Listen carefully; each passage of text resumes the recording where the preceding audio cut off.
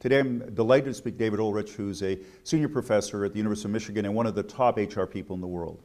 So good morning, David. Good morning, Carl. It's great to talk to you. Good to have you back in Montreal as well. David, one of the things you've focused on for the last while is getting HR at the table. What do you mean by that, and how does HR accomplish that? Very simple challenge. In coming out of the recession in Western Europe, North America, and in Asia, a lot of leaders have said, we've got to manage our people and resources better. And so the people, organizational issues have been center stage. Where do they get advice? HR. They're not going to always get it from finance or strategy or marketing. HR folks should sit at the table. And when they sit at the table, they should add value by helping the business leaders do things that will help their companies be successful. Why isn't HR at the table now already? Well, in good companies, they are. I always argue 20-60-20. 20% of the good companies and good HR people work well together.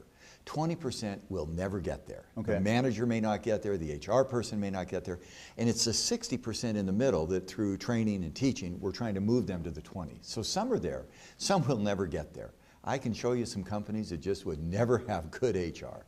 What are some of the strategic issues that would bring HR to the table in your mind these days? Good. Let's pick 3 or 4 that are hot issues for some big companies. How do we compete in an emerging market? We want to go to one of the next 11 markets, not Brazil, Russia, India, China, but we want to go to Vietnam. We want to go to Indonesia. What are the talent implications? How are we going to get the right people there? How are we going to source them? How are we going to find them? How are we going to develop local talent? One company has a clever strategy. They call it 2 in a box. They take their Western leader who's kind of career plateaued, and they put him or her 2 in a box with the local leader. And the 2 years or 3 years they're there, they have to transfer their knowledge to local leaders. Those kinds of issues. The other one is, how do you bring the culture so that if we're a global company, we have a great way of working.